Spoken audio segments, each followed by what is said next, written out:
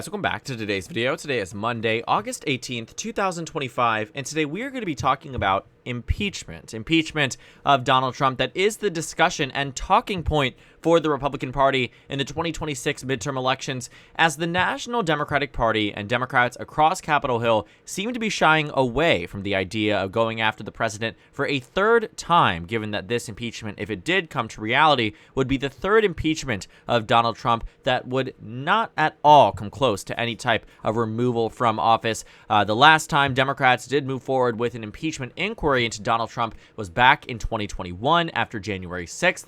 The majority of the House of Representatives did vote to impeach Donald Trump. 232 Democrats voted yes on the willful incitement of insurrection, to which 57 senators here, 7 Republicans, joined the Democrats to vote to convict Donald Trump. You need 67 in order to convict the president. 10 more Republicans, had they flipped, would have barred Donald Trump from holding any elected office and would have removed him from the Oval Office in the final 2 weeks of the presidency. The point is that at this time we saw that that was the last real notable effort to take out Donald Trump through a legal basis. Now looking at the 2026 midterms, it doesn't seem like Democrats have an appetite for doing that again.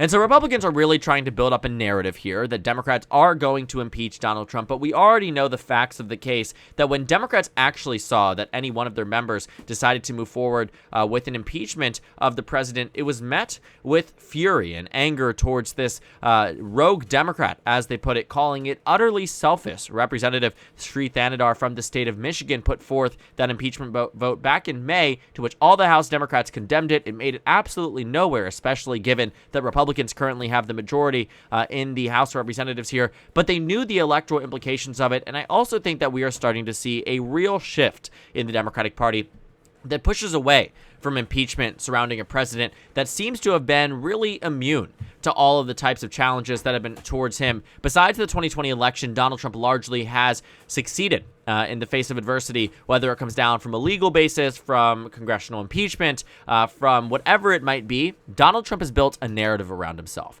And whether or not it actually is a real or false narrative being propositioned and propped up by the incumbent president, what has really played well amongst his base is this idea that absolutely everybody is against him and challenges him. Whether that is the Department of Justice, whether that is the Biden administration, whether that is the mainstream media, or whatever it might be, or the Republican establishment. If we go back 10 years ago when Donald Trump was running for president the first time, all of these different talking points was really helpful to Donald Trump's narrative. And thinking about what impeachment has done, I think Democrats know that if they've done it twice and it didn't get him out of office, even after what everyone pretty universally at the time agreed upon was an insurrection, it's not going to work now. And so Republicans know that in order to rile up their base, they have to go through different methods here. The NRSC and the NRCC have already started ripping ads calling Democrats and saying that they have a Project 2026. Now, obviously trying to rip off, the Project 2025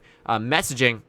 It was arguably quite successful for Democrats. Even if they didn't win the election, we did see that that was the talking point that really did land and spread wide across the American public. But this Project 2026 narrative here is all about an agenda to, quote, impeach President Trump. Republicans are running on this. They are trying to rile up their base, whereas Democrats are saying, they're not here to impeach the president. And I think a big reason for that is because they know that Donald Trump's approval rating will be what does him in.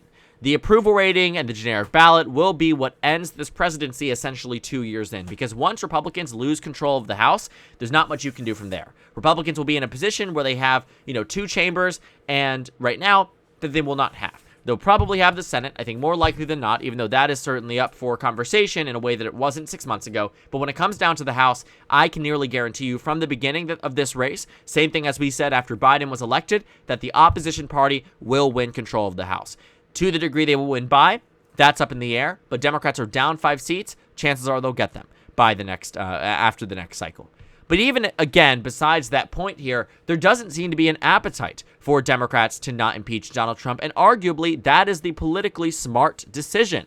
Thinking about the way that impeachment actually has been maneuvered around Donald Trump and actually benefited him to some degree, that 2019 impeachment really did seem to boost Donald Trump and the narrative that he was building. For almost any other president, an impeachment wouldn't help. It wouldn't do anything good for them. And at the time, it wasn't something that gave Donald Trump an undeniable bump in the polling. But over the years, we've seen this being built up as a narrative that has successfully landed amongst the American public, which is exactly why he won in the 2024 cycle.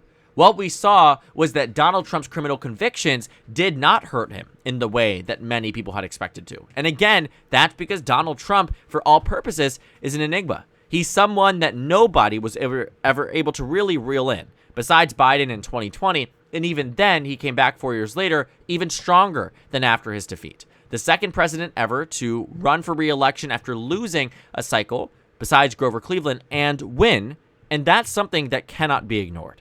I think that Democrats are very, very aware that a third impeachment inquiry would do absolutely nothing, and it wouldn't even satisfy their base. At least the first one in 2019 did satisfy the base, because Democrats were in a wildly different position at that point. They had just come off a very successful midterm year. Democrats were arguing left and right, more so left and left, but arguing about policy points, and it seemed like there was going to be a future without Donald Trump, and it was going to be a 4-year bump in the presidency. That Joe Biden or Bernie Sanders or Elizabeth Warren or anybody else, even some of Trump's cabinet officials like Tulsi Gabbard were running to replace Trump in 2020, and the time at which this impeachment came around seemed like it worked. Didn't really help either political party, but in hindsight certainly did help Donald Trump. But this first impeachment satisfied the base in a way that an impeachment this time really wouldn't, because the American public knows impeachments have happened twice. He wasn't convicted after January 6th. He was found guilty of 34 counts of felonies and nothing happened, and the judge dropped the case. All of these different things that we've seen have largely been beneficial for Donald Trump, right? People know these things happened. And so if Democrats do actually try to impeach Donald Trump again, it could very well backfire unless there was a more substantive reason. Because a lot of voters are angry with Trump, but they're angry with Trump, but don't necessarily want to see that warrant an impeachment. Obviously, some Democrats would like to see Donald Trump removed from office, but Democrats have the minority in the House. They have the minority in the Senate. They don't have the Oval Office. They don't have the majority of state legislatures or state governors on their side. So any type of removal of office wouldn't work. There's no way you could see that happen. And so knowing that, Republicans are trying to use this as some boogeyman to inspire their base to turn out, but Democrats are shying away from it. And again, I think it is the politically right decision. Now, whether or not you are going to find that, agreement on besides political capital and what it means to win an election, whether or not Donald Trump should be impeached, that's something that people will talk about and argue. But I do believe when it comes down to the way narratives are spun, especially by this administration, the way narratives are won, especially by this administration, you have to think about it from that lens. And so Republicans know that if Donald Trump's, opposition did really try to move forward with a real impeachment inquiry, it would probably boost Republican turnout in 2026. And that's why Democrats aren't going to do it. You're not going to find Pelosi coming out the way she did in 19 and 21 and say they need to impeach Donald Trump. You're not going to see Jeffries come out like he did in 19 and 21 and say that it's time to take out Donald Trump from office. It's time to impeach him and remove him, because that is not where any part of the American public has really resulted on.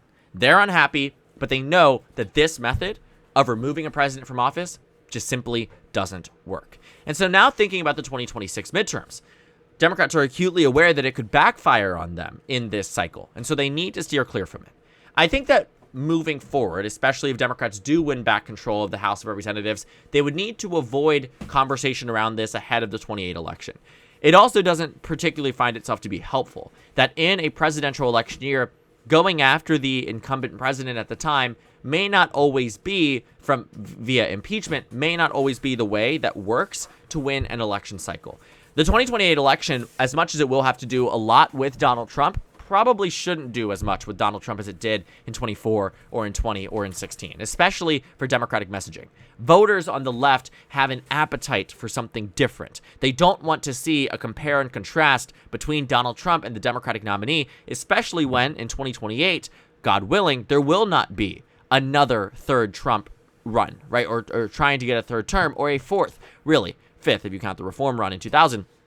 If you know, you know. But looking at the fourth potential run for president in 2028, barring that, any type of compare and contrast probably would serve to the detriment of voters. Because what I think that a lot of what we learned coming off 2024 is that, yes, Kamala Harris ran a strong campaign. And strong campaigns often lose. The 2024 cycle had been baked in from the beginning. The 107 days that Harris had, I don't know if you can find a point where you could pinpoint and say that this was a guaranteed victory. It was always a toss-up, always a toss-up.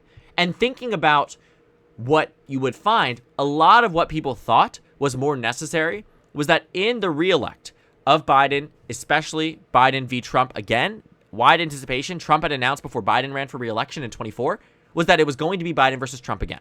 And like 2020, when it made sense for an incumbent president in a day and age of a global pandemic and the resurgence of the Black Lives Matter movement and a real reckoning with race and justice in the United States, that oppositional lenses made sense. But it doesn't seem to make sense in 2028. And so I know we're going a little bit off track here, but the point is, the Democrats are aware that their base would not be satisfied by an impeachment, and neither would the American public. And so looking at this, Republicans are trying to pin this on the Democrats? Yeah, because they know that historically this has benefited the Republican Party more than it has served to the detriment of Donald Trump and the GOP. And they know if they can make this the boogeyman argument in 2026, the Democrats, upon swearing in, an hour later will vote to impeach Donald Trump. That probably, and more likely than not, is not the case, because Democrats are in a position where they are aware, seemingly, of what it looks like. That's why they call moves like this utterly selfish rather than brave or bold, because it's not the 2016 election. It's not the 2020 election. It's not the pandemic. We are in a radically different national environment on both sides of the aisle, a very different second administration than the first. And the appetite and the energy the Democrats are looking for is not the same as the first time around. And it will be fascinating to see how Democrats maneuver and navigate that, but impeachment very clearly does not seem to be the way for the National Democratic Party.